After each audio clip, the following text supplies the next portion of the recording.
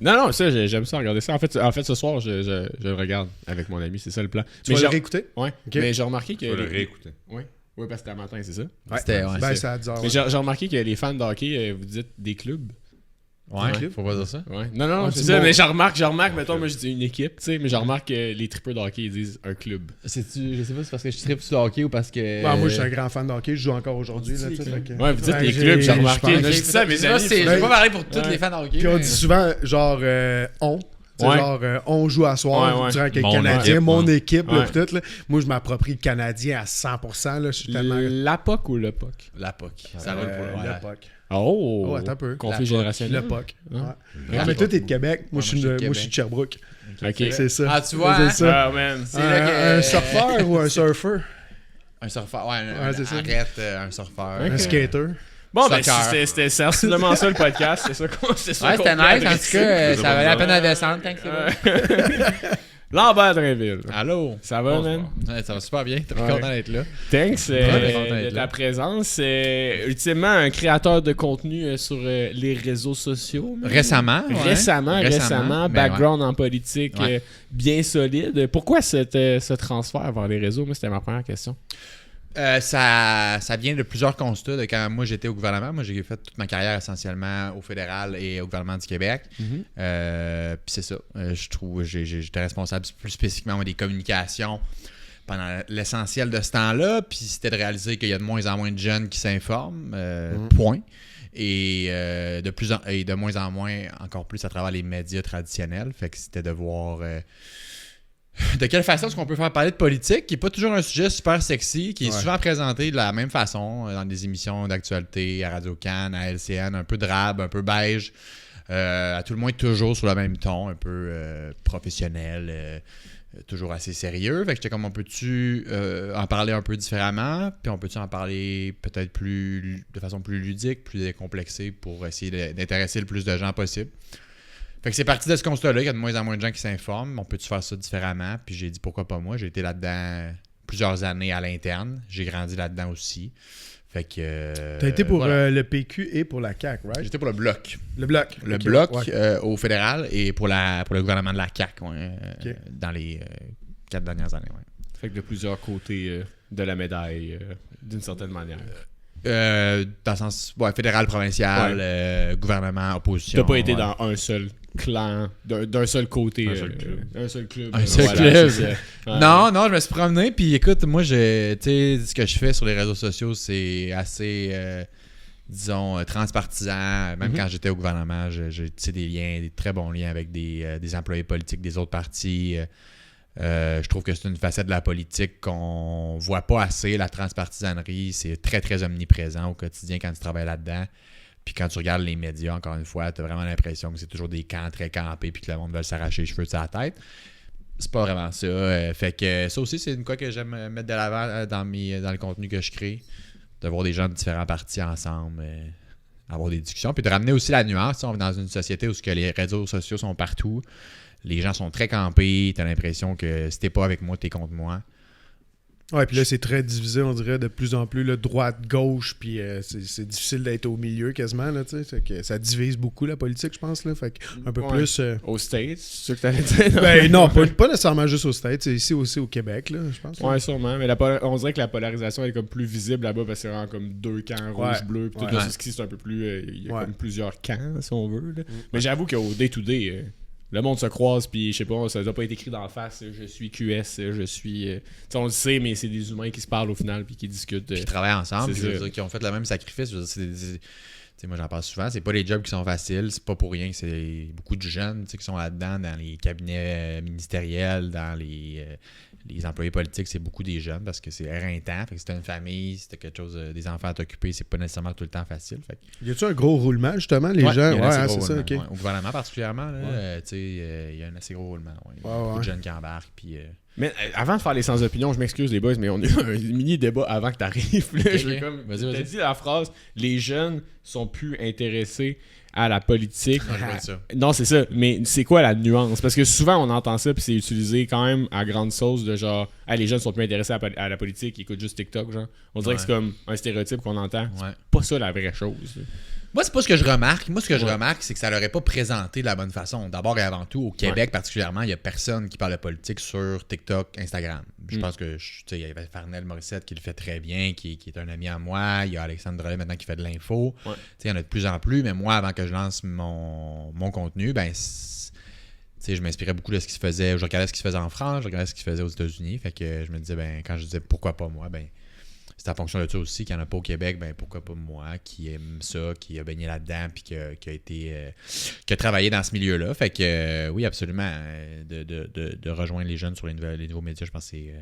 Parce que les jeunes sont encore intéressés à la politique. T'sais, parce que j'ai l'impression que cette pensée-là, dans la collectivité peut-être un petit peu plus âgée de la société, de genre les jeunes ne sont pas intéressés à la politique, mais je me rappelle... Est-ce que la politique s'intéresse aux jeunes? C'est ça la bonne réponse, qui était aussi un extrait à Tout le monde en parle récemment, qui était comme bien présenté. C'était pas exactement le même sujet, là, mais c'était un peu avec ça, avec la télé. Là. Oui, c'était avec Ariane Brunet, je pense. Ouais, exact, ça, sur la culture. Ouais, exact. Ouais, c'est la bonne manière de retwister la question. En fait, là, c'est sûr que ce que tu fais peut être pas mal plus digeste et en fait sont où est-ce que les yeux des jeunes sont, tu sais. Ben, déjà c'est ça, déjà je suis là, fait que ça commence avec ça, puis après ça ben le défi, ça reste un défi d'intéresser des gens peut-être qui s'intéressent pas naturellement à ça, mais je pense que ça vaut la peine d'essayer, puis je pense que les réseaux sociaux ont ce côté-là négatif, peut-être de polariser plus qu'on vient de parler, mais ont ce côté-là aussi que c'est accessible à tout le monde, fait que il n'y a personne qui a besoin de payer pour consulter ça. Fait que plus qu'il va y avoir de gens crédibles qui prennent la parole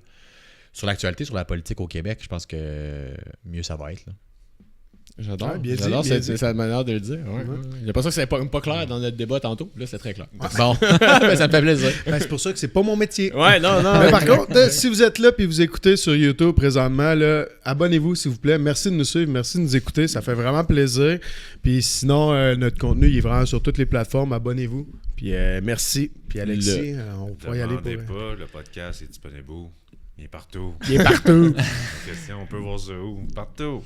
Donc, segment sans opinion. On te pose des questions en rafale. Oui, non, réponse courte. Tu peux dire passe. Il est prêt, là. Des chien de garde ready, là. OK. Fait que ouais, tu te sens-tu prêt? Ouais. On va savoir, mais que ça commence. OK, c'est bon. OK, alright. 3, 2...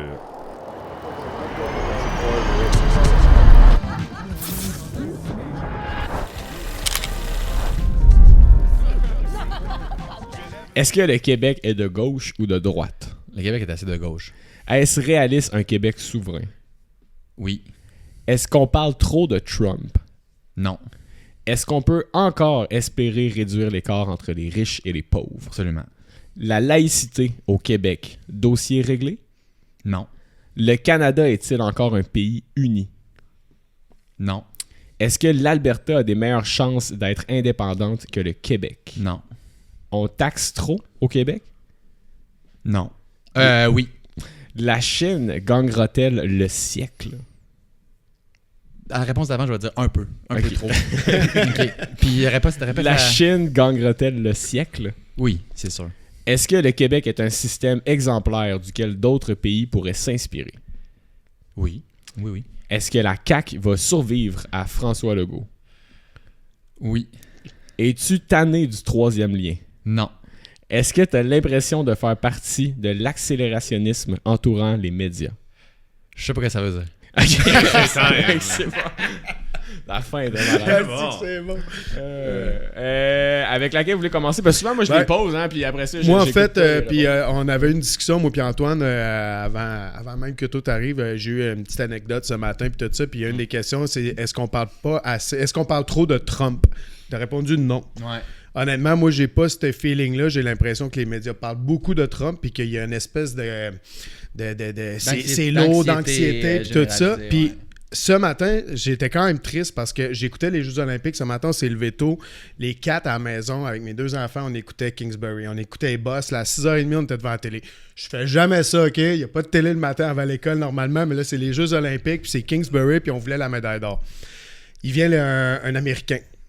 Puis ma fille a dit comme eux autres, on les aime pas. Ouais. Je fais comme ouais, Anna, pourquoi tu dis on les aime pas, les Américains, puis tous les États-Unis? Puis là, je voyais que c'était pas clair là, de la façon qu'elle parlait. Fait que là, j'essayais de poser des questions. Puis tout, tu sais, Annabelle, pourquoi tu dis que les Américains, on les aime pas? Ben là, je sais pas, là, on est en guerre avec les États-Unis. Je fais, Annabelle, tu sais, ça vient d'où ça? Je veux dire, ça vient pas de la maison, là.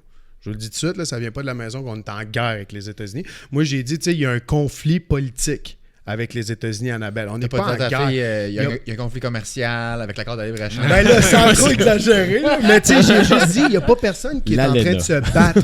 Tu sais, la guerre, Annabelle, c'est des gens qui se battent. Puis il n'y a pas personne qui se bat. Ça reste quand même notre allié, les États-Unis. Je comprends, mais tu sais, on dirait que c'est qui a mis ça dans la tête qu'on était en guerre contre les États-Unis? Je trouvais ça triste parce que ça vient pas de chez nous, là.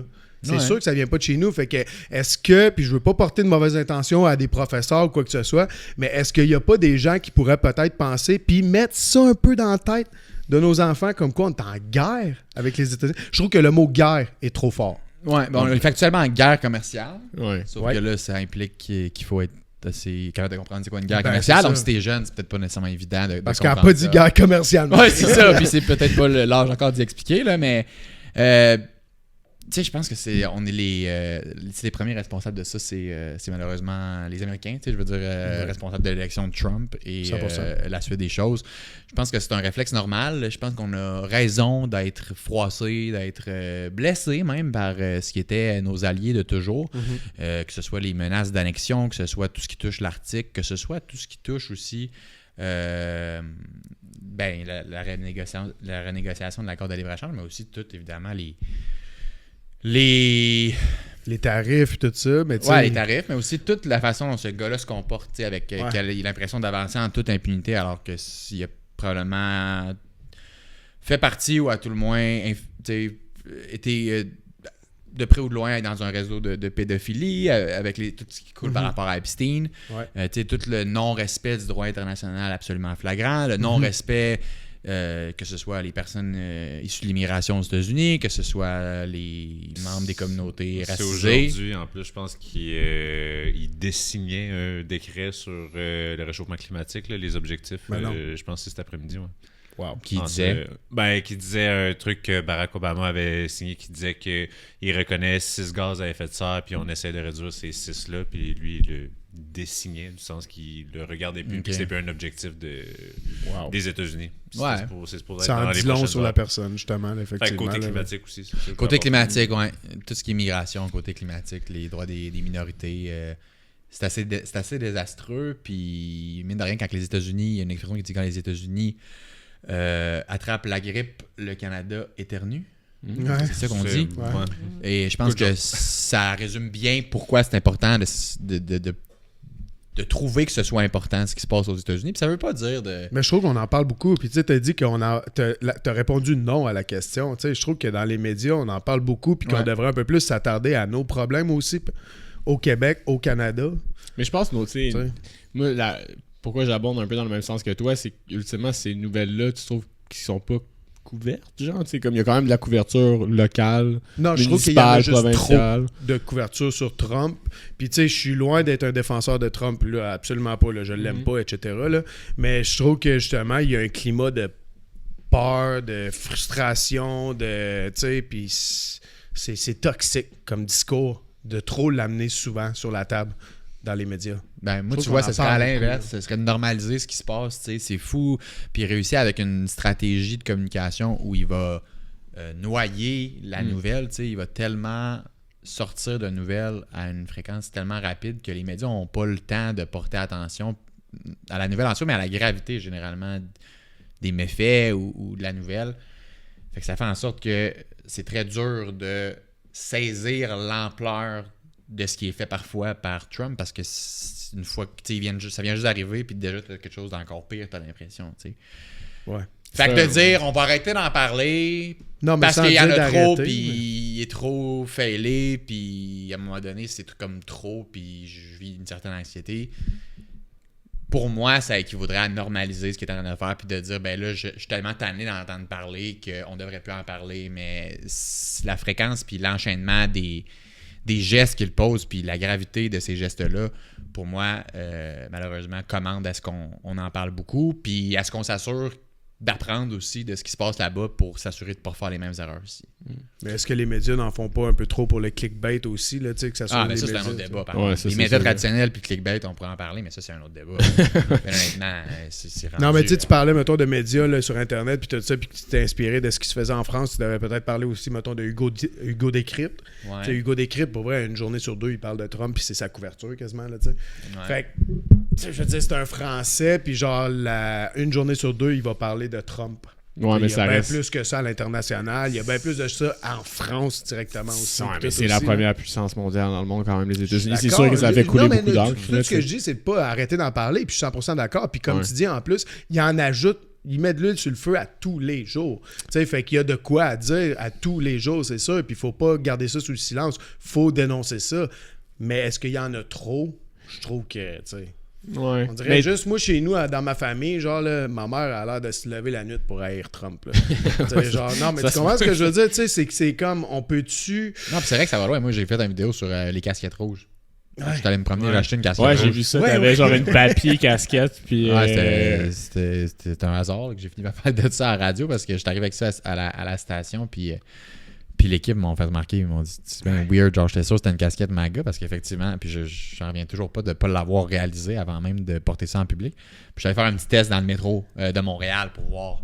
Puis effectivement, les gens, tu sais, comme viennent juste vérifier, voir si c'est MAGA, Make America Great Again, qui est écrit sur la casquette.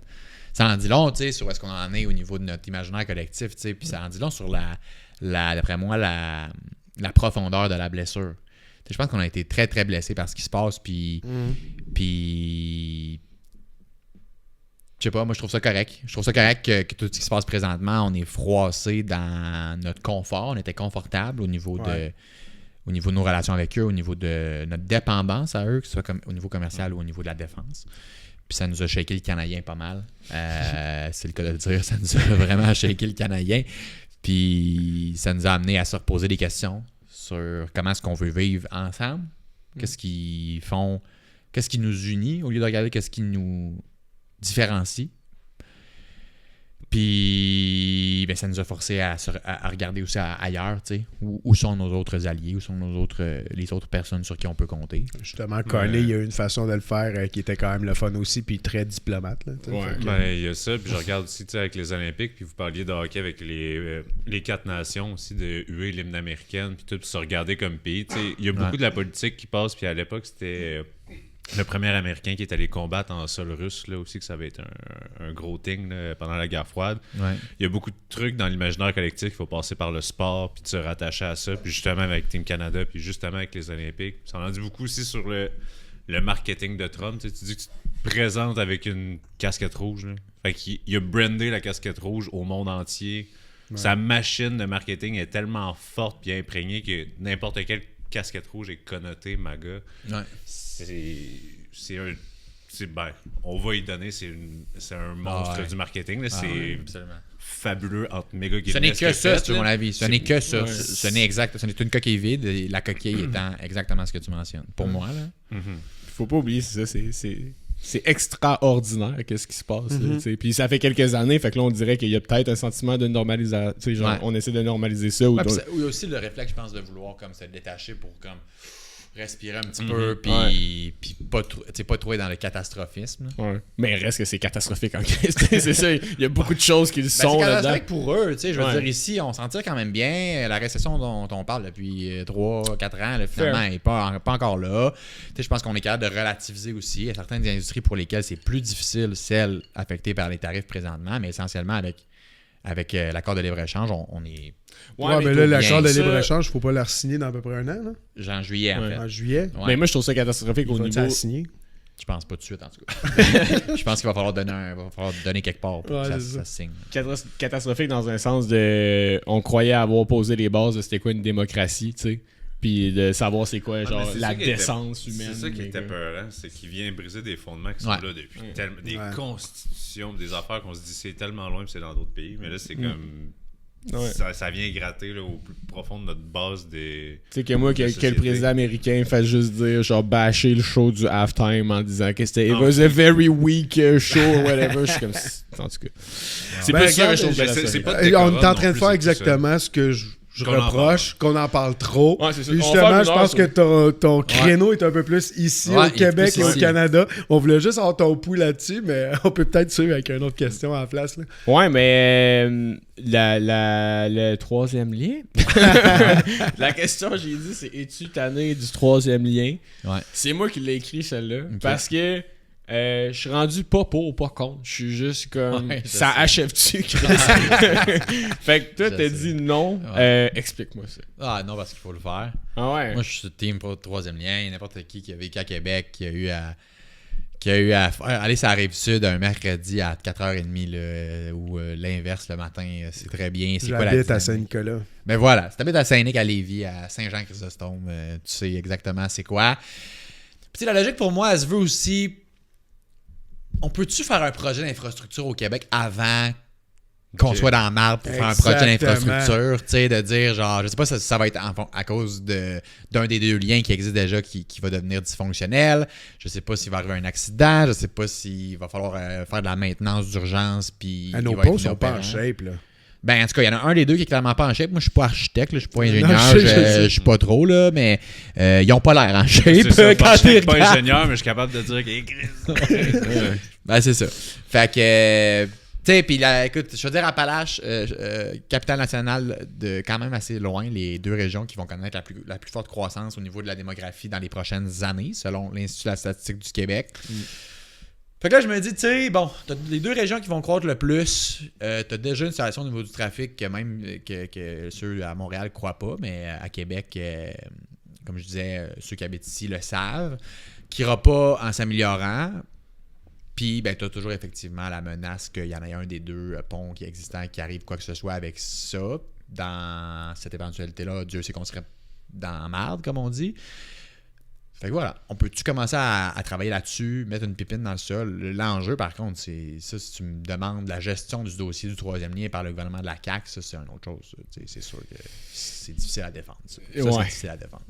Donc, il se présente dans une troisième campagne électorale d'affilée avec ce projet-là, alors qu'il n'y a pas une pipine, justement, pas une poudre dans le sol, rien.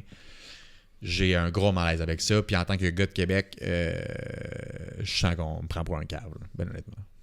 Ouais, mais tout, je pense que c'est dans cette position-là que je me sens. Parce qu'au début, j'étais comme, je sais pas, on dirait que dans ma tête, le débat, c'était genre tramway ou troisième lien. Puis j'ai comme évolué dans ma pensée. Puis j'étais comme, je sais même pas si c'est un débat entre les deux ou c'est vraiment deux trucs séparés. Puis là, avec le temps, je me suis juste tanné. Puis j'étais comme, faites de quoi, Chris? Genre, parce que me faire attendre sur une affaire de même, j'ai juste l'impression que justement, on va se faire rattraper par des réalités démographiques. Puis que là, ça va être un problème. Ben, je pense en plus, on dirait trop souvent, c'est comme soit le tramway ou le troisième lien. Mais j'ai bien aimé ce que tu as dit.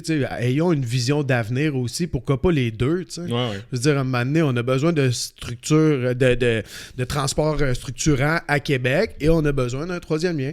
Puis une coupe de points, si les gens trouvent ça cher, ça va être plus cher tantôt. Ben, ça sera pas moins cher dans 5, 10, 20 ans, peu importe quand est-ce qu'il va être nécessaire. Puis, moi, j'habite dans l'est de Montréal, à Montréal.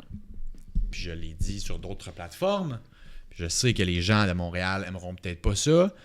Mais quand... Ouais, c'est ça, dis-le! Moi, j'habite dans l'Est, puis j'ai emménagé 6 mois avant qu'ils fassent la réfection, le gros chantier sur le tunnel Louis-Paulette-Lafontaine.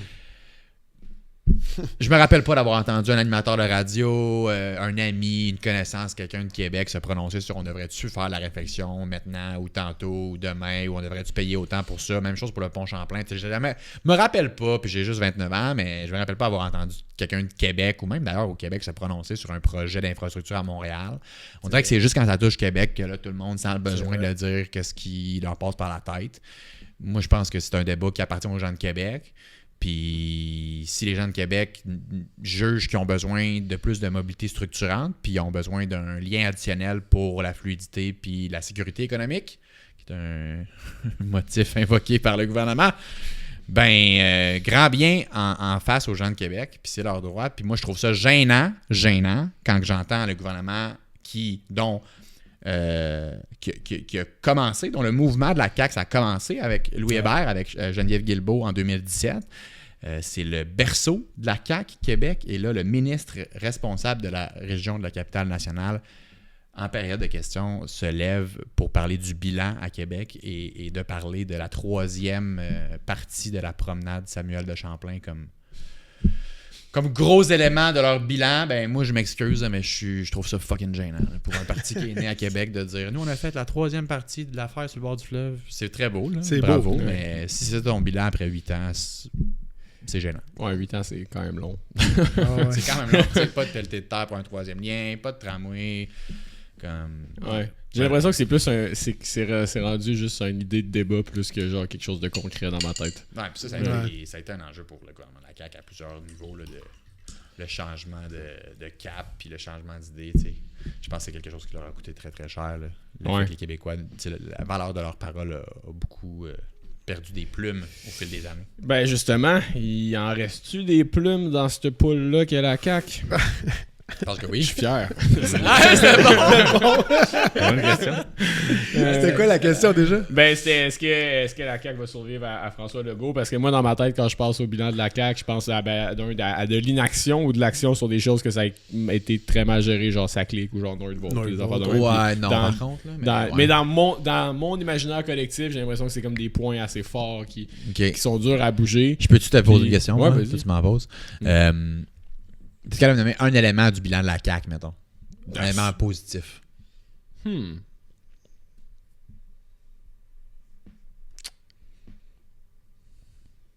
de même, positif que moi j'ai aimé. J'ai bien aimé la gestion de la COVID, quand même. Je me suis dit que c'était sûrement quelque chose de pas facile à faire. Puis que... La loi 21, on peut s'entendre? Oui. La loi 21, c'est quand même majeur, là. Au moins. T'sais, moi, je suis prêt à te nommer un élément majeur du leg de Philippe Couillard. Je suis prêt à te nommer un élément majeur du leg de Pauline Marois. J'ai de la difficulté à te nommer un leg majeur du leg de Jean Charest, malgré les 3 mandats.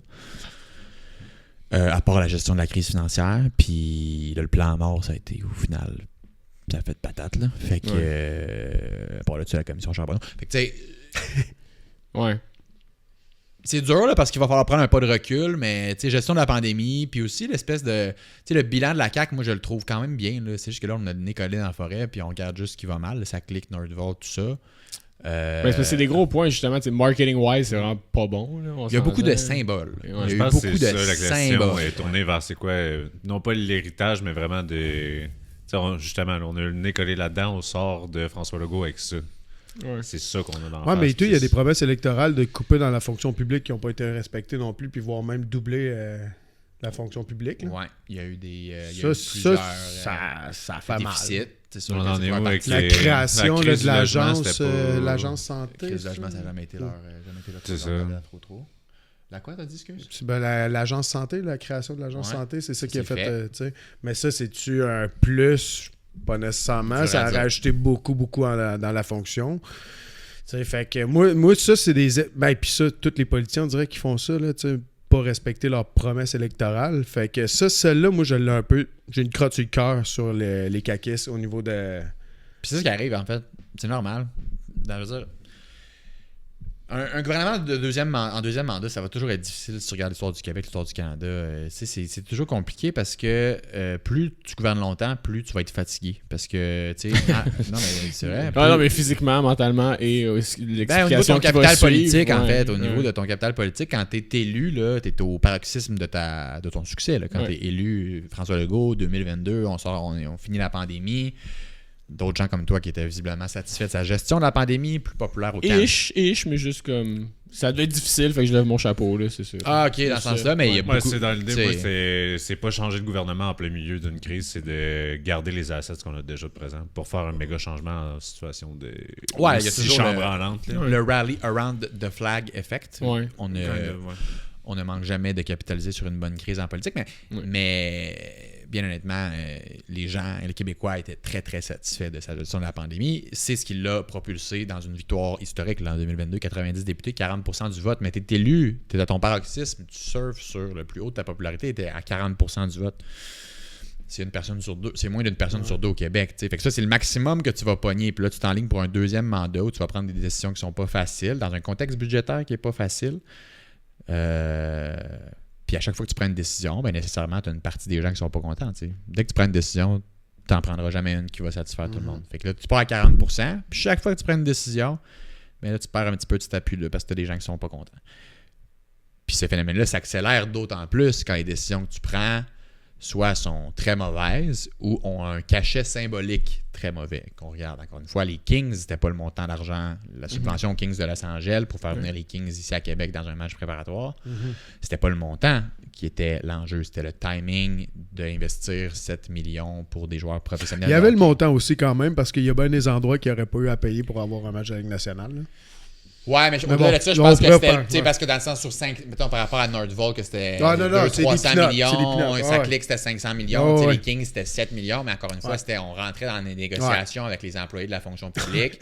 Le Front commun, on allait entrer en négociation.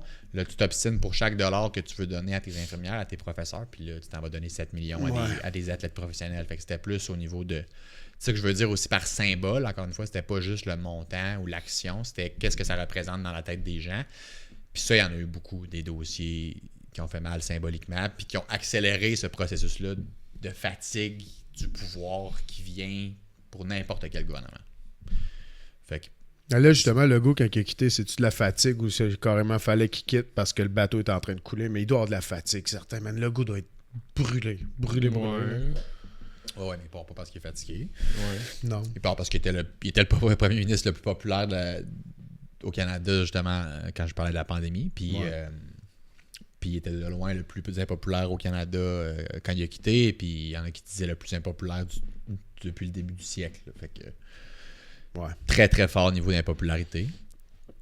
Je pense qu'il était temps pour lui de partir. Puis je pense que le fait qu'il soit parti, ça va donner les plus grandes des chances à la CAQ de se maintenir puis de demeurer un véhicule, une option politique, disons, solide pour les années à venir. Je pense que c'est important. Je pense que c'est une formation politique qui a beaucoup à offrir. Je pense que c'est une formation politique qui a déjà offert.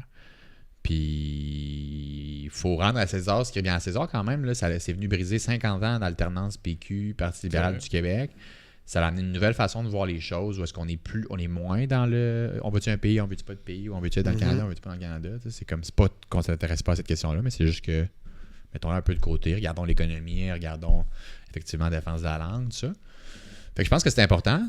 Je pense que c'est important aussi que ce parti-là revienne à ses racines, par contre, comme tu as dit. Oui, parce que moi, j'ai voté au début pour ce parti-là. Pour un parti qui a une gestion efficace de l'État, pour un parti qui a une gestion de comptable, Fitzgibbon, Legault. Alors que là, tu as un déficit quand même record, là, qui encore une fois, là, ils vont te répondre, mais là, le pourcentage du PIB est déjà moins pire que dans les années 90. C'est vrai. Mais symboliquement, le déficit historique, c'est un autre symbole. C'est le plus gros déficit de l'histoire du Québec. Même si en termes de ratio, c'est pas la catastrophe. La décote. La décote qui est venue avec ça. La décote? Oui, la décote de la cote de crédit du Québec. OK. Qui a été baissée d'un niveau par Standard & Poor's, une agence de crédit. Ça aussi, c'est un autre symbole. Quand tu es un gouvernement de comptable et tu te fais décoter, ça veut dire que ça te coûte plus cher à emprunter de l'argent, comme toi avec tes cartes de crédit. Ouais. C'est rushant quand même aussi dans le système qu'on a, de genre en 4 ans réussir à changer les affaires. Après ça, être victime de symboles que t'es comme, mais là, il y a un peu du passé qui m'affecte là-dedans, il y a un peu du futur qui fait ce pourquoi j'ai pris ces choix-là, puis après ça, on te juge sur ces 4 ans-là, fait que deal avec, puis après ça, si tu sors de là avec du mauvais marketing, t'auras pas la chance de porter toutes tes idées au bout de leur réflexion. That's rough. Faudrait changer le système, tout a recommencé. Je suis très nihiliste. Très bien. Comment? Moi, je le trouve très bien, le système. Ouais? T'aimes ça? Ok, ça m'intéresse. Tu trouves que des rotations aux 4 ans, c'est fair? Je pense que le proportionnel mixte comme on a est plus aidant dans une... Tu sais, toi, tu dénonçais visiblement l'espèce de fluctuation ou l'alternance gouvernementale aux 4 ans puis le manque de vision à long terme.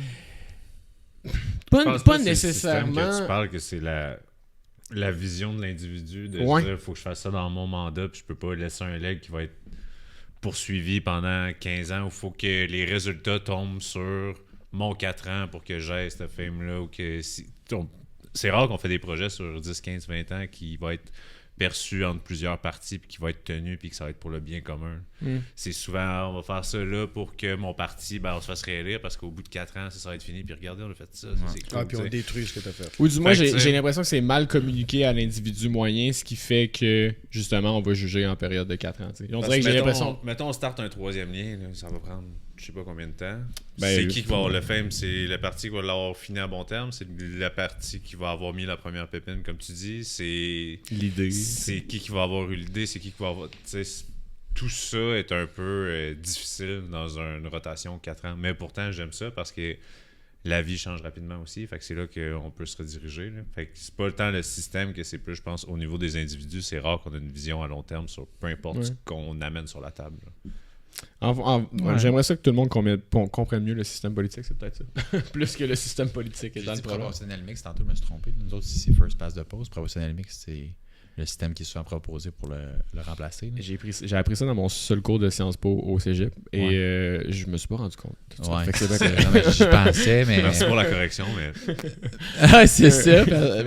mais ouais, c'est ça. Puis tu vois un peu comment ça marche, les systèmes proportionnels en Europe, là, ça vient avec des gouvernements qui doivent faire des alliances, souvent avec d'autres partis politiques. Puis ça crée énormément d'instabilité, encore plus que ce qu'on a ici. Fait que je le trouve parfait dans son imperfection. Je pense qu'il n'y a aucun système de parfait, puis je pense que c'est le moins pire. Justement, comme la France, d'avoir des deuxièmes tours. De dire qu'en France, ça marche beaucoup. Mettons, tu as 8 partis, tout le monde vote, ils prennent, mettons, les 3 meilleurs, puis après ça, tout le monde va voter pour les 3 meilleurs partis. Fait que ton pool de voteurs, il se remet dans les 3 partis. Fait que tu peux choisir dans les 3 meneurs. Même si tu as voté pour le 7e, tu reviens voter pour le top 3 pour dire, bon, dans ces 3-là, c'est pas mon préféré, mais ça va être lui. Fait que tu sais, d'avoir un deuxième tour de vote de... Là, présentement, on a X parti, parce que mais si tu comptes les indépendants, tout le monde va voter. Deuxième tour, il reste CAQ, si ça. Tu vas voter pour eux autres. Je trouve que c'est un... Dans leur système, puis comment c'est fait. Après ça, ils ont des bavures aussi, puis il y a des alliances de toutes sortes. C'est ça. Mais je trouvais l'idée, dans son idée, après ça, comment c'est mis sur... directement, c'est peut-être pas comme ça se marche, ça fonctionne. Mais je trouvais ça intéressant. Puis c'est quoi votre take là-dessus? D'avoir comme un second tour, de remettre tout le monde dans le bassin de vote, puis de dire, OK, on repart pour ces deux-là ou ces trois-là. Ouais, mais le concept d'alliance, c'est chiant pour les lignes de parti, j'imagine. Ouais, c'est ça. Moi, c'est ça. C'est la finalité, en fait, de cette chose-là. Ouais. Je sais pas, là, puis comme je te dis, je suis pas spécialiste dans ça, mais si les gens se rallient, mettons les gens qui vont avoir 6, 7, 8e, ils vont venir voter, puis ils votent tous contre le parti au gouvernement, mettons. Là, c'était un peu... les dernières, c'était Le Pen, Macron qui va rentrer, puis tout. Fait que, ça vient juste encore plus diviser parce que tout le monde qui était comme avec un genre de Québec solidaire ou un parti vert, des trucs de même, mais ils vont faire... peu importe ce qu'ils proposent, je veux pas le style de droite, fait qu'ils vont aller à gauche, mais peu importe si la gauche est bonne ou non, fait que là, t'as des ralliements de sociétés puis de groupes qui vont agir vraiment en contrebalancier en pendule, fait que ça représente pas tout à fait au final le vrai vote, là. Fait que c'est là qu'il y a beaucoup de sorties politiques puis médiatiques de genre, faudrait voter tel groupe parce que là, il y a tel groupe qui va voter là. C'est un peu le penchant de la médaille. La bonne vieille dictature. Bon, à ce temps. Réglons ça à la source. Non, mais il n'y en a pas de problème, il n'y en a pas. Parlant de ça, non. Fin de cette parenthèse et passons au prochain. Québec, gauche-droite, t'as dit gauche. Ben oui, le Québec est une société... Ouais. Une des plus à gauche au monde, là. Ouais. Au monde? Au monde, ouais. Ah ouais.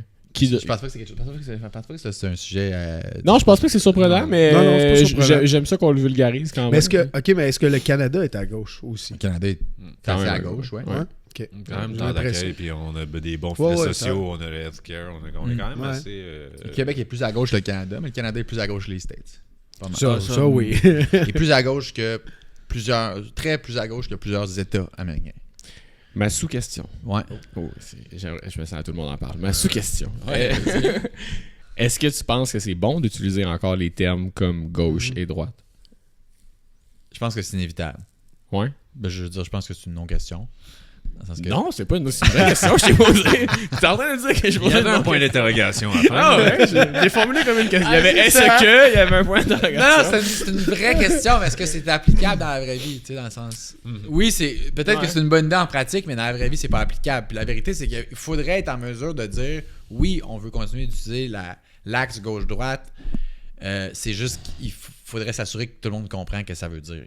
Je pense qu'il est là le problème. Moi, il est pédagogique. Il y a beaucoup de gens qui l'utilisent en mode, si t'aimes les pick-up, t'es de droite, puis si t'aimes l'environnement, t'es de gauche.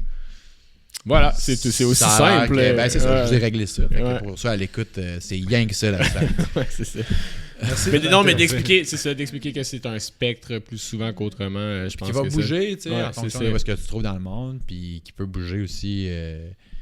Il y a des idées qui sont pas nécessairement ça. L'indépendance du Québec, c'est-tu de gauche, c'est-tu de droite? Franchement, ta réponse serait aussi bonne que la mienne, probablement. Fair, non, c'est vrai. C'est bien présenté. Puis j'aime les pick-up. Puis j'aime la nature. Mais je sais pas. Non, mais moi, je me considère plus de centre. Là, mais justement, j'ai un pick-up. Puis j'adore la nature. Puis tout. Mais tu sais, je veux dire. Tu prends son pick-up pour aller en nature, man. C'est ça. Exact, c'est ça. Il me faut un pick-up pour aller en nature. OK, poursuivre. Est-ce que c'est réaliste un Québec souverain? Ouais. Ben là, on est passé à quoi? 50 000 votes? 193? Mais, non, mais t'es un peu réaliste. Toi, tu y crois, Québec c'est souverain? Tu crois qu'on est capable de soutenir ça? La question, c'est quoi? Est-ce qu'on a les reins assez solides pour le système de santé, le système d'éducation? On n'aura plus d'armée. La dette, elle va être reproportionnée. Est-ce qu'on va s'en sortir? Est-ce qu'on va être un pays? C'est juste la dette, là, juste au niveau de la dette. On prend quoi? Genre, on est combien? On est 11 au Canada? On est 11, 33, à peu près. 12 provinces. 24 personnes. 10 provinces, 3 territoires, je pense. 13 d'abord. OK. On divise pas ça par 13, là, la dette. Là. Fait que, on va aller quand même chercher une grosse partie de la dette. Là. C'est beaucoup d'argent. 20%, toi? On est 20% de la population. OK, c'est bon. Fait qu'on va aller chercher quand même une grosse dette en partant. Notre système d'éducation... on a de l'argent à mettre là-dedans. Ouais. Notre système de santé coûte cher. Je comprends qu'on a l'eau, l'électricité, on a la forêt, etc. Mais on est-tu vraiment capable? On est-tu vraiment assez riche pour se permettre ça? Parce qu'on n'est pas beaucoup pour un grand crise de territoire, là. J'ai l'impression que tu vois juste ça comme un problème administratif, genre. Ben, je pense que c'est un gros problème quand même. Je veux dire, la santé, c'est important. Mais je pense que du jour au lendemain, c'est pas toutes les institutions qui vont faire. On comprend plus rien comment les choses fonctionnent, genre. Non? Non, mais il faut. Non, l'enjeu de la dette, c'est un enjeu. L'enjeu de la commotion, ou en tout cas du tremblement de terre économique que ça va créer, c'est sûr. Ce serait majeur là, sur qu'est-ce qu'on fait justement avec la dette, sur qu'est-ce qu'on fait avec l'économie, la devise. La Banque du Canada, est-ce qu'on fait notre propre banque centrale avec notre propre politique monétaire? Il y a plusieurs questions qui doivent se poser, mais je sais plus c'est combien déjà. Je pense qu'on devient un pays, on est comme le 22e de l'OCDE en matière de PIB par habitant, quelque chose dans le style. On est dans le top 30 certainement. Là, on serait dans les top pays en termes de richesse par habitant dans le monde. On a un système social qui est avec des hôpitaux aussi. On parle souvent sur le système de santé. Mais le système de santé, quand ça va mal puis tu as vraiment besoin de lui, généralement, il fait très bien le travail. On est un des endroits où les jeunes élèves... Il fait bien, mais il coûte cher, le système de santé. Là, fait que, on a quand même un retour...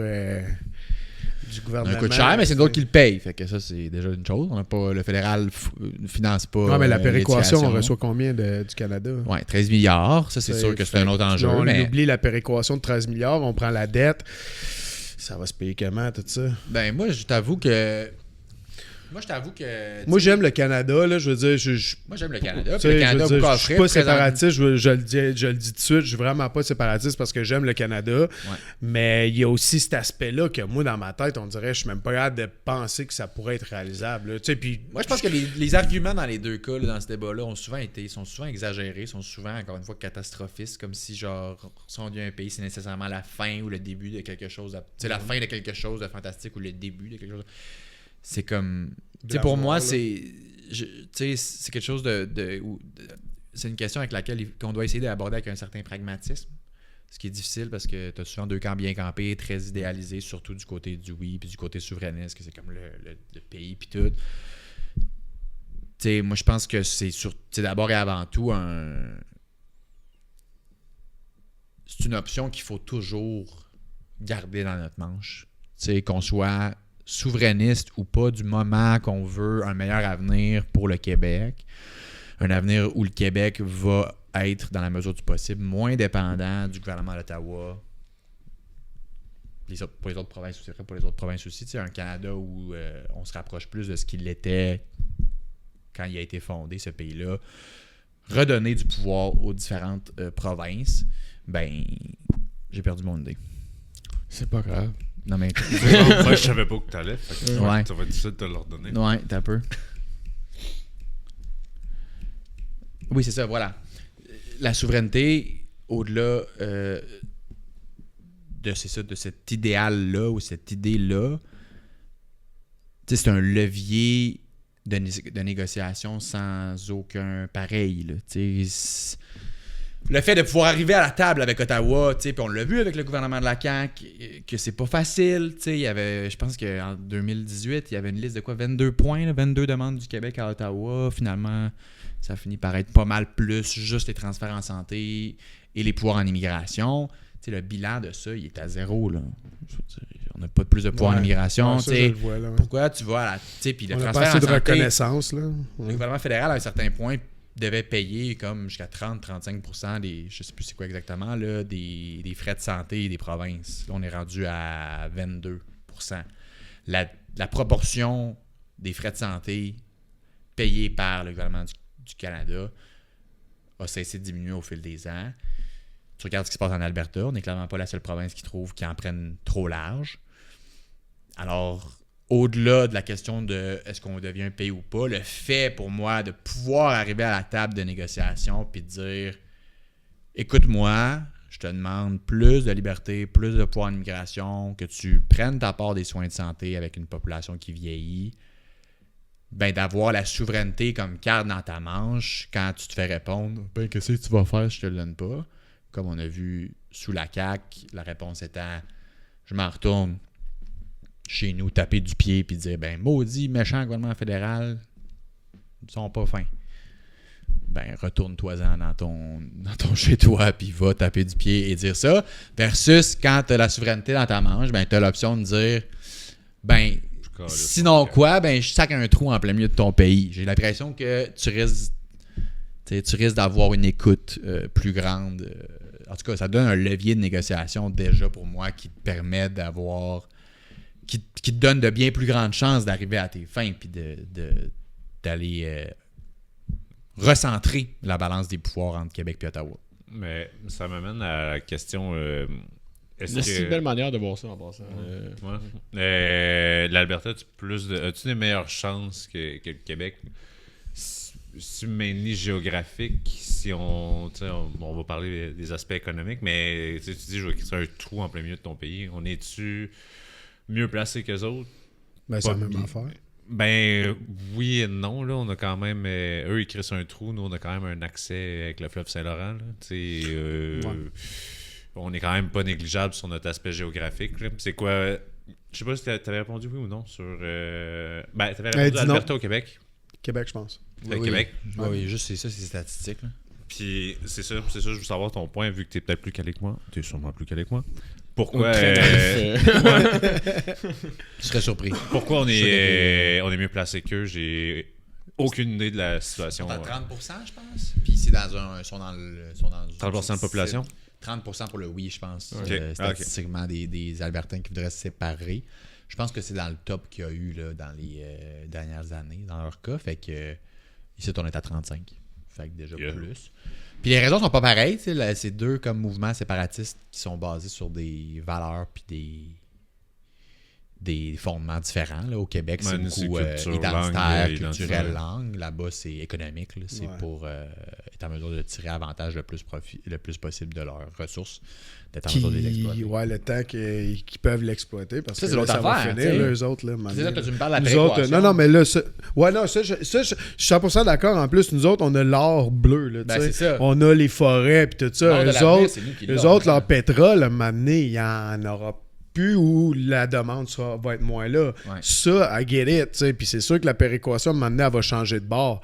Mais Tu guettais peut-être pas tantôt quand je te l'expliquais, par contre, ça. de quoi tu parles quand, ça? Tu parlais du pipeline, puis j'étais comme Chris, peut-être que dans genre 20 ans, on va être Ouais, rendu mais ça, à un ailleurs, moment donné, il puis- faut quand même les exploiter. Tu sais, tu prends, puis là, je vais peut-être parler à travers un peu mon chapeau, là, Norvège ou Suède, whatever. On parle qui ont 100% quand même- à travers notre qui ont chapeau, quand ça. même utilisé leurs ressources naturelles pour avoir l'argent aujourd'hui qu'ils ont. Ouais, Tu sais, Tandis Ouais. que nous autres, on a quand même toujours été frileux sur creuser ici, creuser là, exploiter nos ressources. Ben, la Norvège, eux autres, ben, le système d'éducation, il est gratuit. Tu sais, il y a tout plein de choses comme ça que on a attendu aujourd'hui, il est peut-être trop tard pour exploiter ça parce que la demande est moins là. Puis là, tu sais, c'est sûr que c'est plus mal vu, c'est plus compliqué au niveau des politiques. Mais tu sais, le GNL, moi, je pense qu'on pourrait peut-être essayer d'exploiter ça encore un peu là, avant qu'il n'y en ait plus de demande. Qu'est-ce que t'en penses, toi? Je veux dire, tu sais, je trouve que... J'ai ça, tu sais, parce que des fois, quand on se parle les trois ensemble, je suis vraiment, genre, on dirait le redneck de droite, esti, qui veut, genre... Non, mais je pense tu que... sais, Non, je justement, pense qu'il faut polluer, des- puis Il y a ça, les guns, puis les pick Va chier. Mais il aurait le droit d'aimer les guns et les pick-up. Ouais. Non, il faut de tout, comme dirait grand-maman elle disait ça, puis c'est excellent. Il faut toutes sortes de monde pour faire un monde. Ouais, c'est vrai. Puis ça... Shout-out je- grand-maman. Ouais, shout-out Ouais, grand-maman ouais. Denise. J'y crois foncièrement. Et je pense que c'est la diversité d'opinion qui... puis je pense que c'est Farnell, d'ailleurs, qui disait quelque chose dans ce style-là. C'est la diversité d'opinion qui nous rapproche toujours un petit peu plus du consensus parfait. Ouais. Qu'est-ce que j'en pense de l'exploitation de nos ressources naturelles? Ben, on a pris la décision au Québec de ne plus exploiter le gaz et le pétrole. Ça rentre dans la société très de gauche dont on parlait tantôt. Je pense que c'est aux Québécois de décider. Je sais pas. Moi, sais-tu quoi? Je trouve qu'au Québec, un élément qu'on n'utilise pas assez, c'est le référendum. Tu sais, le référendum populaire. Là, pas le référendum parce que, J'aimerais mettons, là, ça le rouler Saguenay, sur des Saguenay affaires. voulait l'avoir, GNL, là. Moi, je le restant comprends. du Tu sais, mettons, Québec, la fonderie Horn, là. Tu sais, la fonderie qui pollue beaucoup en Abitibi, mais que la ville, c'est qu'on se retrouve à cette fonderie-là. Fait que c'est un peu bête de la fermer, là, parce que c'est équivalent de fermer la ville. Pourquoi c'est pas, genre, eux autres qui décident ça, tu sais, sur un référendum? À Québec, le troisième lien, là. Ouais, 100%. Pourquoi c'est pas le tramway? Pourquoi ces décisions-là sont pas... Ou à tout le moins, tu sais, peut-être pas que la décision est basée purement et exclusivement là-dessus, mais qu'au moins t'en fais un pour avoir vraiment le pouls de la population. Tu sais. Ça peut être un élément majeur dans la décision. Moi, je sais pas. J'ai l'impression qu'on sort souvent l'argument après de c'est compliqué gérer un genre de. Parce que Ça dans coûte ma tête, l'argent ouais, aussi. genre, c'est comme gérer un vote en ligne, quelque chose de même, mais justement que ce soit pas le pouvoir décisionnel à 100%, mais que ça donne être comme l'opération de déneigement. Là. T'as un texto, t'as une question, oui, non, esti, puis au moins on a comme une idée. Je le chante comme un gars de radio, je m'excuse. mais t'as comme, je sais pas, ça donne au moins un pouls vraiment assez réel puis assez proche de la réalité de qu'est-ce qui se passe. T'sais. Puis après ça, c'est plus facile de prendre une décision. Puis après ça, si tu vas 100% contre la volonté de la population, ben. Ça, C'est à tes risques, ouais, c'est ça. C'est ça. Ouais, mais après ça, il y a l'autre risque de si toi, en tant que parti, tu veux pas le faire puis la population veut le faire, t'es comme si j'ai basé ma campagne sur ne pas le faire, puis finalement tu te rends compte 60%. T'sais, à l'inverse aussi, c'est une balle de se tirer dans le pied un peu. Ah, mais changer d'idée, moi, je trouve que ça devrait être mieux vu que. Aussi. C'est correct de changer d'idée. Je suis 100% d'accord. Ouais, des fois, le concept de ligne de parti Mais est en même vraiment temps, fort. on aime ça, un parti solide qui bouge pas de ses idées puis tout, puis Ouais. qui garde sa colonne. Ce qui est vrai sur plusieurs affaires puis plusieurs débats. Mais je dis pas qu'il faut utiliser ça à chaque sauce. Je veux juste dire c'est un outil qu'on sur on pense gros jamais. on enjeux, dirait. ça vaut la peine. Là. Ben, sur les moins gros, ben honnêtement, tu sais, comme la fonderie Horn, c'est un gros enjeu.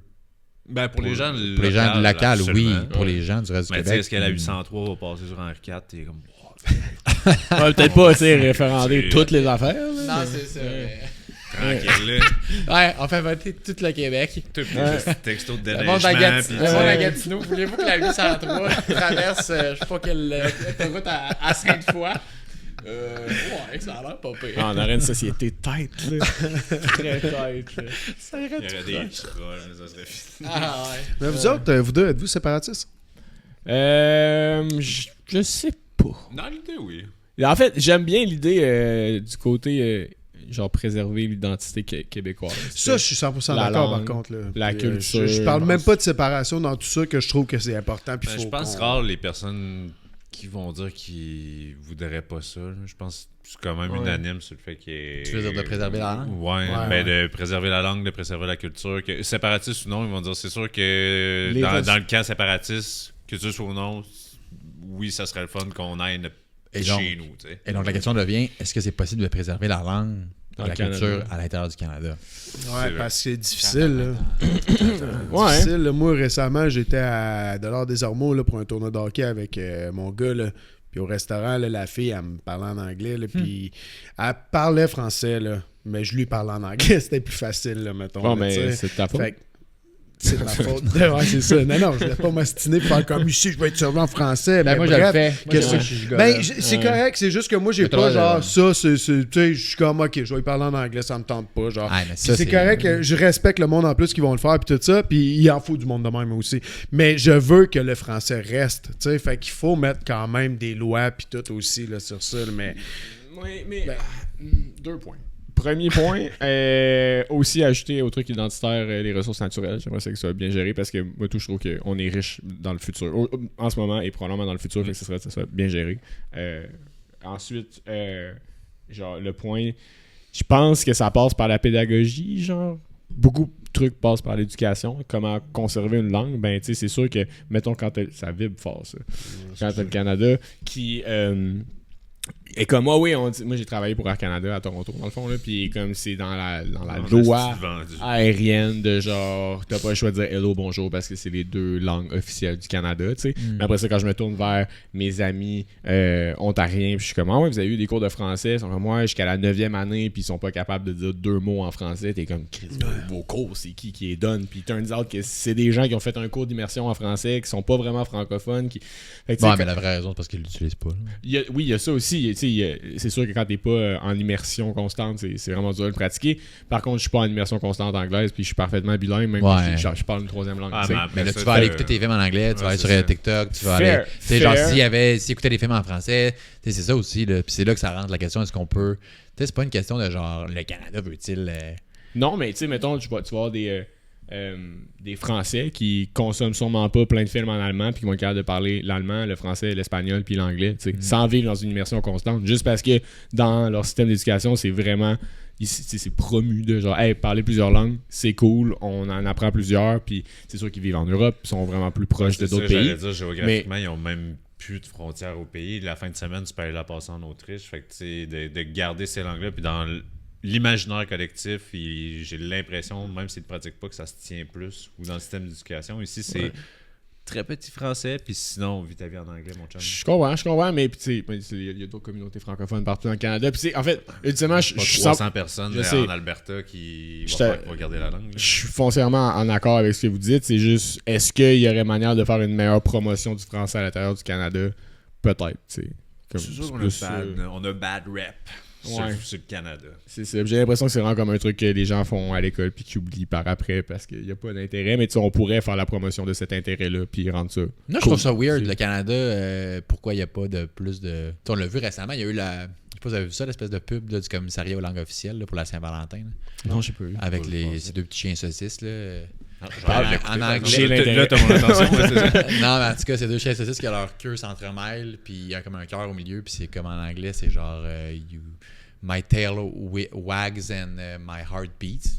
Puis ils l'ont traduit en français, c'est ma queue et mon cœur s'emballent pour toi. Yes. Ah ouais, ils sont bons. Ouais, fait que tu sais, c'est juste. C'est pas. Je suis pas sûr, je pense pas qu'il y a pas de désir volontaire d'assimilation, comme des fois dans les hardcore caribous, là, des vieux souverainistes de la vieille, là, ils veulent nous assimiler puis ils nous envoient du monde d'Ottawa.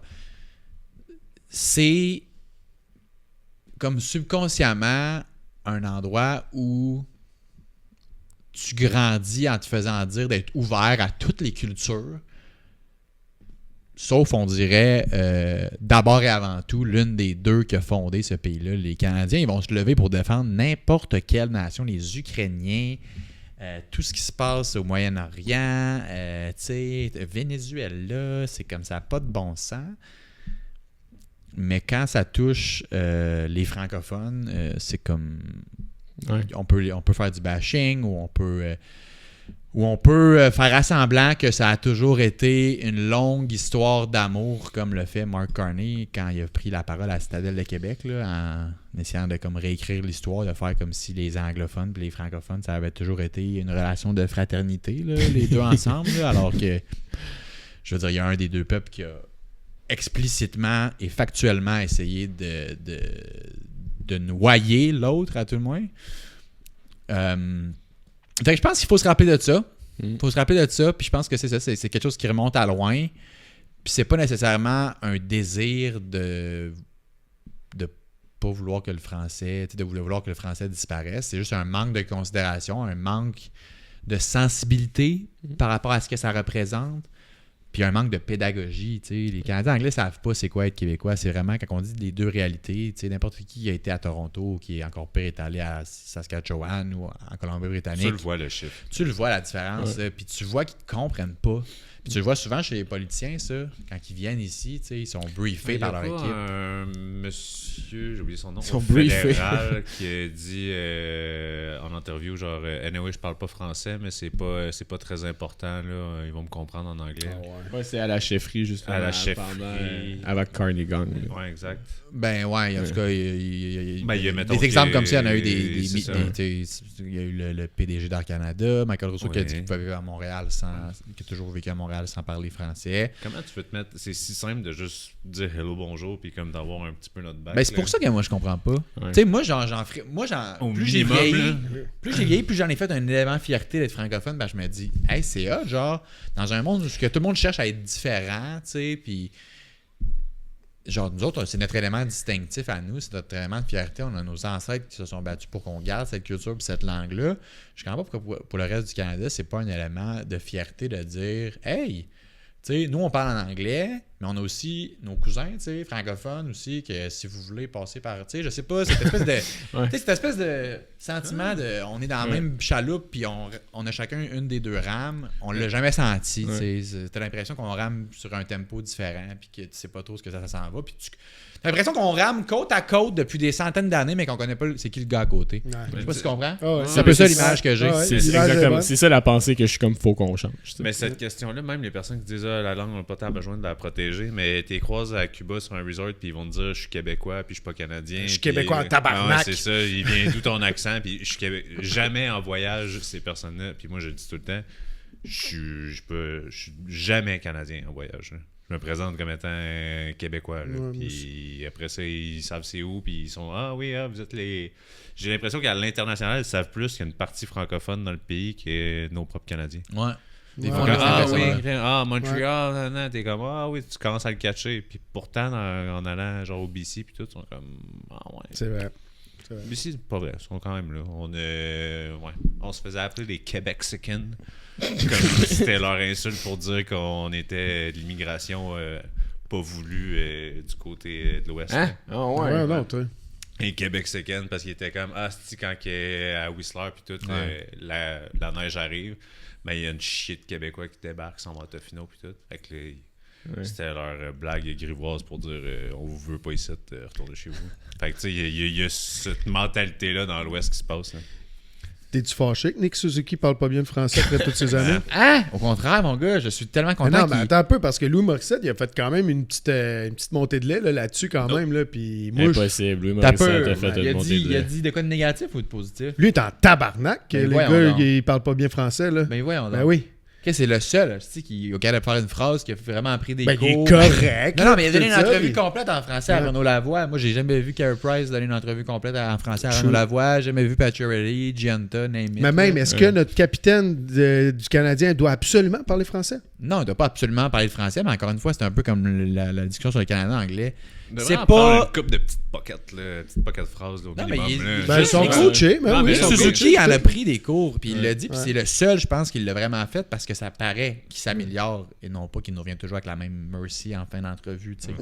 Et non, au contraire, moi je suis super fier, je trouve ça demande, tu sais, puis Baragouin, il serait pas capable d'écrire une longue dissertation. Il est pas super bon, mais tu sais. Mais il fait des efforts, même. Ça témoigne d'un grand respect envers la culture qu'il a joint en tant que capitaine du Canadien. Puis moi, c'est beaucoup ça. C'est pas de sentir que... Fluent. Tu sais, que tu veux être... Plutôt, c'est ça, fluide en français ou que tu veux en faire ta prochaine... tu veux atteindre le niveau 1000 sur Duolingo. Là, c'est pas ça. C'est... Tu sais, t'as-tu un minimum de respect pour quand tu vas chez quelqu'un, t'apprends... Tu sais, moi, quand j'étais étudiant en Espagne, il y avait une des raisons que c'était j'avais envie d'apprendre l'espagnol, d'être capable de fonctionner en espagnol au quotidien, dans les rues de Madrid, de commander ma bière en espagnol. Je trouvais ça le fun, tu sais. C'est une langue qui est parlée à bien des endroits dans le monde. Quand je retourne dans des pays où ça parle espagnol, je suis toujours content de l'avoir avec moi. Tu sais, il y a de quoi de le fun aussi d'aller chez quelqu'un puis d'être capable d'y parler dans sa langue, tu sais. Puis les Québécois, je pense que parce qu'on sait le sentiment qu'on ressent quand des gens viennent nous voir, tu sais, quand les gens viennent ici à Montréal, puis là, ils te font un effort de te parler en français, même si l'accent est fort, puis c'est pas facile. On est très reconnaissant de ça. La preuve, le simple merci à la fin des entrevues des joueurs de hockey, on est genre, il a dit merci, yes. Tu sais. Fait qu'on sait ce que ça représente, les gens qui font cet effort-là pour nous. Fait que je pense qu'on a plus de facilité à le reproduire quand on va ailleurs aussi, de dire, je suis en Allemagne, je suis en vacances 1 mois, je vais m'arranger pour en partant être capable de dire comment on commande une bière, puis ils sont où les toilettes, mettons. On a ce respect-là plus facile versus les anglo-saxons. Ils ont souvent, ils ont été brainwashés que c'est en anglais que tout le monde doit parler, c'est la langue du business, puis tout le monde devrait parler cette langue-là. Ouais. Tu vois, pour ça, là, comme je suis vraiment plus souverainiste tout d'un coup. C'est juste, en fait, mais je suis 100% souverainiste, j'aime juste pas le bout de chicane transition. Là. Ce bout-là m'effraie un peu, mais à part ça, je suis 100% down qu'on soit une nation, puis j'ai déjà l'impression qu'on l'est, en fait. Fait qu'après ça, c'est juste... Ouais, mais c'est pour ça que je dis qu'on n'est pas obligé de se séparer pour conserver notre nation, puis d'être fier d'être Québécois, puis de protéger notre nation aussi, là. Il y a moyen de le protéger sans se séparer aussi, là. Ouais, de le protéger, mais après ça, comme que... La reconnaissance envers nos pères aussi, le reste du Canada doit avoir une bonne reconnaissance envers nous autres, ce qu'on n'a peut-être pas, justement, du gouvernement et des autres, mais... les points à la table de discussion, puis tout, puis d'avoir ce pouvoir politique-là, d'être... on est un peu noyé dans la mer anglophone, mais aussi dans le gouvernement fédéral quand on n'est pas séparés. C'est un peu ça aussi. Honnêtement, les deux sont pas faciles. Fait que c'est juste, Puis l'argument principal pour, en faveur de la souveraineté, puis encore une fois, je me prononce pas. Moi, j'étais un peu que je vois du bon dans les deux bords. J'étais en réflexion constante à ce niveau-là. Mais, si j'étais péquiste, puis ils le font un petit peu, ce serait l'enjeu de l'immigration qui serait mon cheval de bataille là, pour vendre le projet de pays. Je veux dire, d'être capable de dire, l'argument principal que ça va nous donner de plus, c'est qu'on va décider à 100% les gens qui rentrent ici et s'ils s'installent de façon permanente ici. Puis ça, dans une perspective de protection démographique, de protection linguistique, de protection de la culture, c'est majeur d'être capable de contrôler combien de gens rentrent chez vous et quel profil ils ont. Est-ce qu'ils parlent déjà français? Est-ce qu'ils sont francophiles? C'est-à-dire ils parlent une langue qui n'est pas le français, mais ils parlent espagnol ou ils parlent une langue qui est assez similaire, qui vont être latine, qui vont être en mesure d'apprendre assez rapidement. Fait que ça, pour moi, c'est le principal argument de vente. Si tu n'es pas souverain, tu ne contrôles pas tes frontières. Si tu ne contrôles pas tes frontières, tu ne peux pas dire avec certitude que tu vas avoir tous les leviers pour protéger ta langue et ta culture pour les décennies et les siècles à venir. La preuve étant, c'est le gouvernement fédéral qui a ouvert les vannes de l'immigration sous Trudeau, sans que le Québec ait son mot à dire, avec les impacts que ça a créé aujourd'hui, là, dans une pleine crise du PEC, là, parce que tu as des travailleurs ça a pété. Là, ça pète solide, là, parce que... En novembre, ça a été révoqué. Ouais. Puis là, je pense qu'ils vont faire une course quand même là-dessus, les prochains chefs, à savoir s'ils ramènent ça. Là. Parce que, tu sais, c'est quand même chiant. Tu habites au Québec, tu t'es fait promettre des affaires depuis 5, 6, 7, 10 ans, puis finalement, tu te fais kicker out. Là. Ouais, c'est parce que justement, ça vient. Il y a beaucoup de l'enjeu de l'immigration, c'est complexe. C'est très ça. complexe. Puis, tu sais, le fédéral a fait rentrer sans beaucoup de monde. Ouais. On est-tu capable de subvenir à ce monde-là? Peut-être pas, tu sais. Fait que c'est un asti de dossier quand même que je voudrais tellement pas. C'est pour ça qu'on donne notre opinion et qu'on n'est pas politicien. Ouais, c'est pour ça, exactement. C'est much more comfortable here. Ouais, c'est sûr. Puis c'est dur parce que c'est un enjeu que les gens comprennent pas, l'immigration. Tu sais, genre, t'expliques de quoi que les gens saisissent pas. Puis, en tout cas, saisiront jamais autant que le simple côté humain de tout ce dossier-là, tu sais.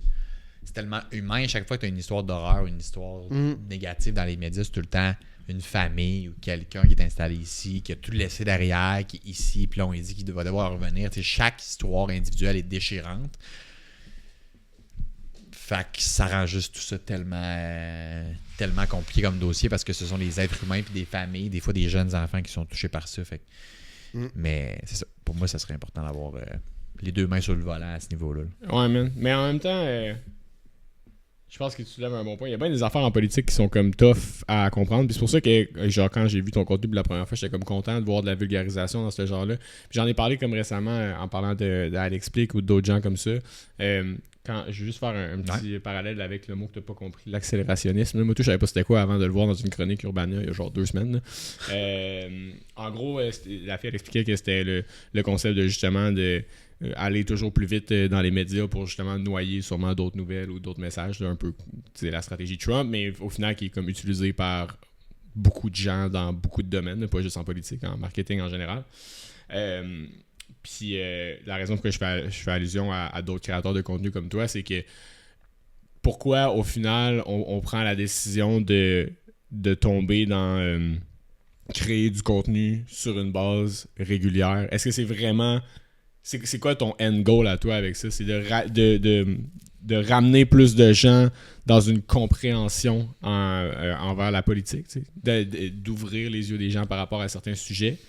Ouais. Ou est-ce que ça, comment je pourrais dire, c'est un peu plus carriériste? Est-ce que c'est pour dire que c'est toi que la vérité? Est-ce que c'est pour emporter une prise de parti? Je sais que c'est sûrement pas ça tes intentions, mais tu comprends que du point de vue de d'autres gens qui regardent ton contenu, ça pourrait peut-être être ça.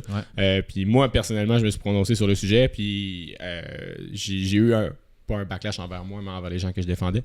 En fait, pour faire simple, je défendais Elle explique quand les gens l'ont un peu attaqué, puis j'ai dit pourquoi vous attaquez elle quand il y a genre 75 autres créateurs de contenu qui font la même affaire partout dans le monde. Je pense que c'est correct d'attaquer le modèle. Peut-être que vous n'êtes pas d'accord avec le modèle, puis que genre c'est vrai qu'il faut aller chercher notre vraie information avec des agences de presse, peut-être autre chose comme ça. Mais du moins, ça rend l'information beaucoup plus accessible. À des gens qui ne s'informeraient pas anyway. Fait que, je veux dire, moi, dans la balance des inconvénients, je suis bien d'accord que c'est un écosystème, qu'il faut les médias traditionnels, qu'il faut les médias, mais il faut des nouveaux médias. Mm-hmm. Parce que tabarouette, t'es pas plus avancé. Les gens, ils sont pas rejoints. Là, les jeunes, les très jeunes, ne sont pas rejoints par la presse, Radio-Can, Le Devoir, tout ça. C'est bien beau pas être d'accord là, avec le modèle Elle explique ou ce que les créateurs de contenu. Je pense que des gens, comme je l'ai dit au début, qui sont fiables, crédibles, qui se font une réputation d'avoir quelque chose à dire puis d'être rigoureux dans la façon dont ils le font, c'est important. C'est important, puis c'est les gens qui, de toute façon, on va payer au prix de nos erreurs. Là. Elle explique, si elle se plante, elle fait une mauvaise recherche, elle sort de l'information qui est loin d'être factuelle. Même chose pour moi. Les gens vont le savoir, là. Les gens vont le remarquer, quelqu'un va le remarquer, on va se le faire dire, puis c'est nous autres. Je veux dire, c'est une relation de confiance envers les gens qui nous suivent. Pour répondre à ta question sur mon but, c'est quoi? Ben, moi, mon but, c'est d'abord qu'on en parle plus de la politique, qu'on en parle différemment. Fait qu'on part avec ça, c'est déjà large. Fait que, tu sais. T'expliques beaucoup aussi. J'explique beaucoup, mais j'ai aussi beaucoup de trucs ludiques, des vox pop, j'étais allé faire du skidoo avec le ministre des Premières Nations. Il faut mettre du gaz dans son skidoo. Il faut mettre du gaz dans son skidoo, effectivement, c'est la leçon de la journée. Mais tu sais, c'est ça. Ça, c'est une façon de. Tu sais, c'est pas nécessairement. Les gens n'apprendront pas grand-chose dans ce genre de vidéo-là, mais vont voir les politiciens dans d'autres contextes, ça les humanise, tu sais. Ouais. Fait qu'il y a, oui, il y a la vulgarisation, l'explication, la pédagogie, mais il y a aussi l'aspect d'humanisation de, tu sais, quand tu vois les espèces de sondages là, du Journal de Montréal sur à qui les Québécois font le plus confiance dans les métiers suivants. Tu as toujours un ranking, t'as comme 50 métiers. Puis les premiers, tu as les policiers, les pompiers, puis. Dans le bas, tu as les politiciens. Les maires, mairesses, députés, tout ça sont toujours dans le bas des métiers à qui les gens font confiance. Puis moi, la tête veut me péter quand je vois ça. Là. Ça devrait pas. Ouais. Ben, ça devrait pas. C'est des gens qui font un gros sacrifice généralement familial d'abord et avant tout pour faire ce métier-là. Un gros sacrifice parfois de leur carrière aussi. Là. Des gens, regarde, prends l'exemple de Christian Dubé, par exemple. François Legault, c'est tous des gars qui avaient des grosses jobs. Il fait bien jobs, plus de grosses cash au privé qu'au public. Là, puis il n'est pas exposé comme ça. Là. Ouais. Ouais. Ça, on l'oublie souvent. Là. On Non, pense non, souvent hey, que les man. politiciens sont des gens Des très riches robots, puis, grâce à la politique. Puis t'es comme, non, si on le brain power pour être ici, il y aurait sûrement pu... C'est un bon. T'es pas mal payé quand t'es dans la politique, mais quand tu regardes, ben, franchement, les efforts, les sacrifices qui entrent dans la balance, puis le nombre d'heures que tu travailles, là, c'est pas rien de. Ils le volent pas leur salaire, si tu me demandes à moi. Maintenant, comme dans chaque domaine, qu'est-ce que tu veux? T'en as des bons, t'en as des moins bons, t'en as qui sont plus efficaces, d'autres moins efficaces, d'autres qui sont des bons députés, mais qui apportent pas beaucoup au niveau parlementaire, d'autres qui sont très efficaces au niveau parlementaire à l'Assemblée, mais sont pas souvent dans leur comté. T'as de tous les styles. Puis je pense que c'est ça. Fait qu'à travers mon contenu, j'essaie juste qu'on en parle plus. Non, j'ai pas d'objectif. Je pense pas que tu te lances dans les médias sociaux pour devenir. Je fais pas beaucoup. Financièrement, c'est pas très, très avantageux là, pour moi présentement. Puis je veux dire, ça l'était beaucoup plus quand j'étais au gouvernement. Je sens par contre que j'ai un impact beaucoup plus grand dans ce que je fais maintenant. Alors que j'étais au gouvernement quand même, là, je faisais pas. J'avais pas eu deux doigts dans le nez. Là, j'avais le sentiment du devoir accompli quand j'étais au gouvernement, quand je me couchais le soir. Mais maintenant. J'ai l'impression que je brasse des idées, que moi, je sais des conversations. Fun, là, des Farnell Morissette, des Alex Plick, des gars comme toi aussi, là, qui rendent ça beaucoup plus ludique, comme tu as dit tout à l'heure, parce que le format de la télé est tellement formaté. Pas plate, mais tu sais, c'est lourd. Ben, plate, mais tu sais, je veux dire, c'est. La chambre de commune en live, c'est moyen. Et Chris, oui, man, j'ai jamais écouté ça. Mais tu sais, justement, il faut du monde comme toi pour rendre. Même moi, là, je me considère plus comme les jeunes, là, tu sais, là, j'ai 40 ans, mais j'aime mieux écouter ton contenu que d'écouter la chambre de commune. Non, mais c'est là qu'il faut, je pense, faire vraiment un point important, c'est que, comme tu l'as dit, les deux vivent ensemble. Ouais. C'est-à-dire que des fois, je peux apprendre une nouvelle de toi, tu sais, pour la première fois parce que je la vois passer sur mon feed puis tatata. Après ça, c'est à moi aussi, si je veux en savoir plus, d'aller chercher d'autres sources, tu sais. Puis peut-être que je vais utiliser les sources que lui a citées, peut-être que je vais en aller chercher d'autres, peut-être que je vais aller chercher d'autres opinions, mais c'est pas un truc qui vit seul, puis c'est pas juste lui, à l'explique, ou les autres qui sont imputables de comme tout le poids de cette nouvelle-là, tu sais. Puis c'est un peu ça qui me mettait en crise quand des gens bâchaient ce système-là, parce que j'étais comme... Ben oui, ces gens-là monétisent leur contenu parce que Crime, ils nous offrent du contenu gratuitement. Ben il faut bien qu'au final, ces gens-là vivent de ça. T'sais. Moi, j'ai de la misère à comprendre ce débat-là, ben franchement. Je comprenais pas tout ce qu'on reprochait à l'explique dans le sens où quand moi je vais lire la presse, le Globe and Mail, le Devoir, c'est rempli de pubs partout autour. Dans les articles, entre les paragraphes. Tu sais qu'Alex Plick a cherché l'aide de Beneva puis de Volkswagen. Le jour où il va avoir une nouvelle où Beneva va être coupable d'un scandale financier, on demandera peut-être à Alexandre de pas parler de ce sujet-là ou de donner la parole à quelqu'un d'autre. Elle fait souvent ça. Des fois, en politique américaine, elle donne la parole à Valérie Baudouin. Mais si on craint un manque de nuances, encore une fois, c'est toujours elle. C'est un lien, elle, versus les gens qui décident de la suivre. Puis il y a 120 000 personnes qui l'ont suivi en moins d'un an sur Instagram. C'est sans compter tout le reste. Il doit y avoir des gens qui trouvent que ce qu'elle fait, c'est pas pire. Puis si elle déçoit, si elle brise ce lien de confiance-là, ben c'est comme dans n'importe quoi. Elle risque de le payer cher. Mais je suis convaincu, pour avoir travaillé avec elle quand elle était journaliste, que c'est une fille qui est hyper rigoureuse. C'est une fille qui a le droit de gagner sa vie. Puis c'est une fille qui apporte... qui n'a pas un modèle d'affaires qui est parfait, comme aucun modèle d'affaires n'est parfait. Mais je pense que dans la balance des inconvénients, est-ce que son impact est beaucoup plus positif que négatif? Hey, je vais débattre avec n'importe qui jusqu'à très tard que son impact est plus positif que négatif. Pour closer, avant de te laisser aller... mais c'était agréable, messieurs, j'ai beaucoup de plaisir. Je passerai toute la veillée. Ouais, mais en même temps, ça fait différent, man. Ben là, tu disais que tu avais fait d'autres podcasts, certains qui devaient être différents dans l'ambiance, là, mais nous autres, on se considère comme juste le commun des mortels qui veulent mieux comprendre des choses. Fait que merci de te prêter au jeu. La dernière est très personnelle, mais referais-tu un marathon? Oui. Ouais.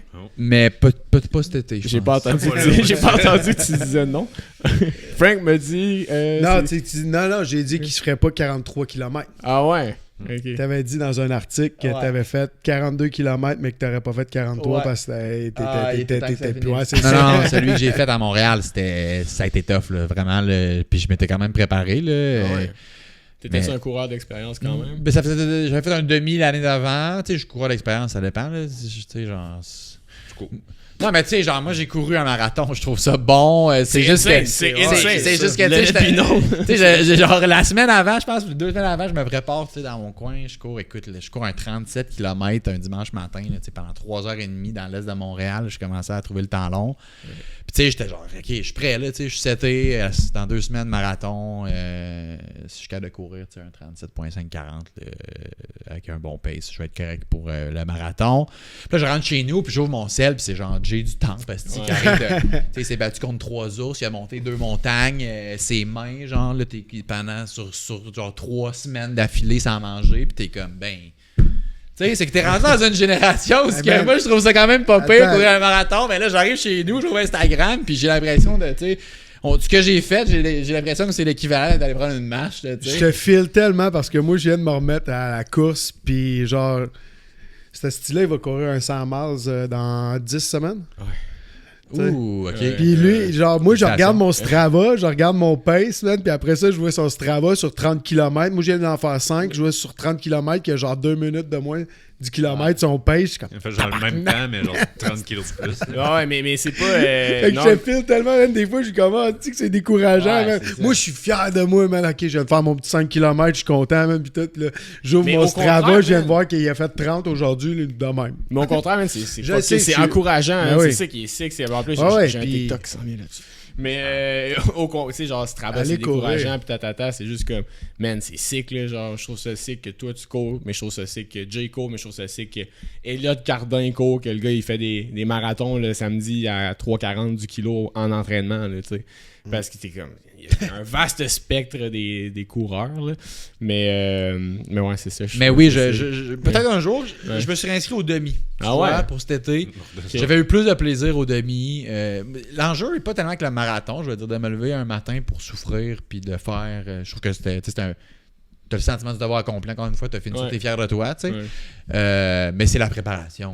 Comme tu de courir 3h30 dans l'est de Montréal entre les raffineries puis le McDonald's, là, à un moment donné. C'est comme si j'habitais dans les Laurentides, dans le nord, je sais pas, peut-être ça me dérangerait moins, mais là. Sortir de chez nous, courir un 10 kilos avec un bon pace pendant 1 heure, ça va. Mais... Oh, c'est plate. Non, mais c'est ça que je commence à trouver ça le fun de courir. Là. Je commence à avoir du plaisir à courir, là, mais c'est que moi, je viens des sports d'équipe. Là, fait que tu vas me dire de jouer au hockey pendant 2 heures. Comme à soir, je vais aller jouer à patinoire. Moi aussi, je vais jouer à patinoire. Je vais jouer pendant 1h30, 2 heures avec les boys. Là. Toutes les boys. On peut courir 1h30, 2 heures avec les boys. Mais je vais patiner. Je vais quand même au moins, je vais être actif. Je vais aller au gym en finissant le podcast. Je vais aller jouer au hockey. Je vais être actif. Mais c'est de courir, man. Comme je t'ai dit, j'ai fini mon 5 km. J'étais en shape, je me sentais bien. J'aurais pu continuer. Mais j'étais c'est plate. Mais tu sais, on en ferait la même run que t'as faite de 37 kilos, mais on jaserait ensemble tout le long. C'est sûr que ça passerait plus vite. C'est la même chose pour le sein. C'est vraiment, c'est juste qu'on a tendance à faire c'est un sport qui est facile parce qu'on met ses souliers, on sort, on court. C'est vrai, c'est utile au day-to-day, mais man, moi, genre, ces temps-ci, ça me manque. Courir avec du monde, c'est l'hiver, c'est pas tout le monde qui court, puis ça fait une grosse différence là, quand même. Là. Fait que, mais ok, cool, là, je veux checker ça. C'est une question ludique. Ouais, ben mon agent, elle m'a dit qu'il fallait que je documente plus là, ma vie, là, elle m'a dit ça. Là. Ah ouais? Parce que, elle m'a dit ça. Elle m'a dit, faut que tu fasses comme plus de stories et des affaires. Ouais. Moi, je parle de mes affaires, je parle de mes trucs, je montre pas trop ma vie, mais là, je pense que ça m'a dit, ça fait comme partie de la. Ça fait partie de la game. Fait que là, c'est ça. Ouais. Si vous voyez des stories de moi, dites-vous que je fais un petit effort. Je parle de souveraineté avec Jay du Stand dans le bois, man, à travers des ours. C'est quoi ton Strava? Mon Strava, il dort de temps mon Strava. Il va se réveiller quelque part à Québec la neige à fond. Ouais, c'est clair. Tes liens sont dans la description, man. Merci d'avoir participé à aller suivre Lambert, man, du contenu que... Man, genre, j'aime ça. Non, des fois, je fais des phrases complètes, ok? Ça m'arrive pas, des fois, je fais des phrases complètes. Non, mais je trouve ça ludique, je trouve ça différent. Puis quand même, quand il y a de l'actualité, t'es là. Fait que j'ai l'impression d'avoir comme tout le service complet médiatique. Fait que go give the follow to the boy, man. Ouais. Merci pour ton temps. Merci, man. C'est vraiment très apprécié. C'était jamais. Je vais revenir, ça a été très agréable. Et si t'as aimé ce que t'as entendu, tu peux t'abonner à la chaîne YouTube, nous suivre sur les différents réseaux sociaux. On t'encourage fortement à donner ton opinion, évidemment. Faites des blagues, faites-vous du fun. Passez une excellente journée.